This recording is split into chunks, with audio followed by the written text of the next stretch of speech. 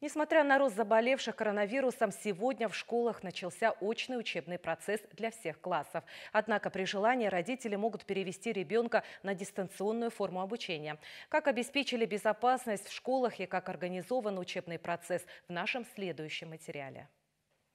Впереди из-за куста смотрит рыжая лиса. После двухнедельных каникул школьники Якутска вновь сели за парты. Второклассница Диана Бочкова рада встрече с ребятами. Девочка признается, что получать знания в стенах родной школы ей нравится больше. Тут больше друзей, больше всего узнаю.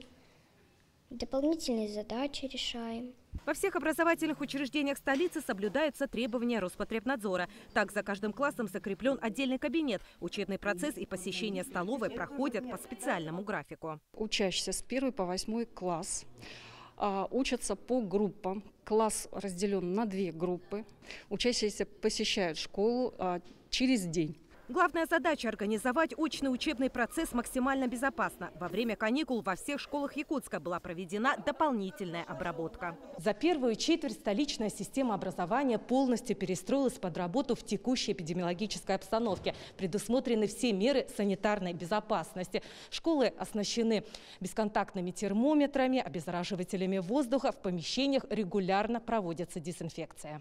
При желании родители могут выбрать для своих детей дистанционную форму обучения. Так, в городской школе номер 3 онлайн-обучение ведется на собственной платформе. Учителя размещают свои материалы, домашние задания и могут получить также обратную связь от детей. Также предусмотрена прямая трансляция уроков очных, которые ведется.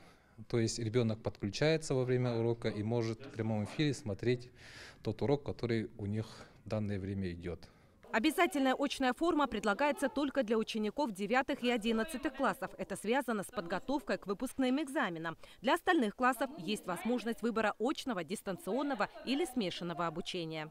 В смешанной форме обучаются 39 636 детей, что составляет 81,7%. Из них в очном формате 25,5 тысяч детей.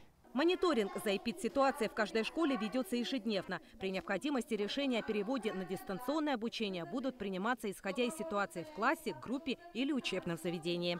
Людмила Басыгысова, Иларион Федоров, Вести.